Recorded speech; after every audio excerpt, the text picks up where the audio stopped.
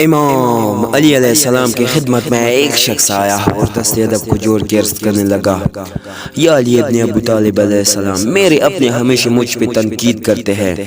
توہین کرتے ہیں، تذلیل کرتے ہیں، میں ان سے چٹکارا جاتا ہوں، بس یہ کہنا تھا۔ تو امام علی ابن ابو طالب علیہ السلام نے فرمایا، اے شخص یاد رکھنا،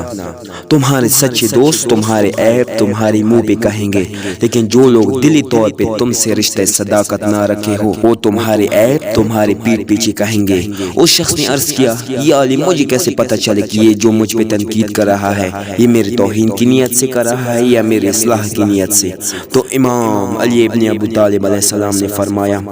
جس شخص کی نیت اصلاح کی ہوگی وہ تمہیں تنہائی میں سمجھائے گا، اور جس کی توہین کی ہوگی وہ تمہیں سر عام۔ یہ بات یاد رکھو، اگر تم اپنوں اور غیروں کا اصل روح سر عام دیکھنا چاہتے ہو، جب وہ تنقید کرے اس وقت سورہ فلق پڑھ کے اس کی آنکھوں میں دیکھتے رہو۔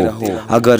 چہرہ منحوس نظر آئے تو آپ سمجھ لینا کہ جتنے اس کے الفاظ تمہارے لیے تلخ ہے اس سے زیادہ اس کا دل تمہارے لیے تلخ ہے، لیکن جس کا چہرہ مطمئن لگے اور ان کی آنکھوں میں معصومیت آیا ہو تو آپ سمجھ جانا کہ بھلے اس کے الفاظ تمہارے لیے تلخ ہو لیکن دل میں یہ تمہارے لیے الفت رکھتا ہے، لیکن دل میں یہ تمہارے لیے الفت رکھتا ہے۔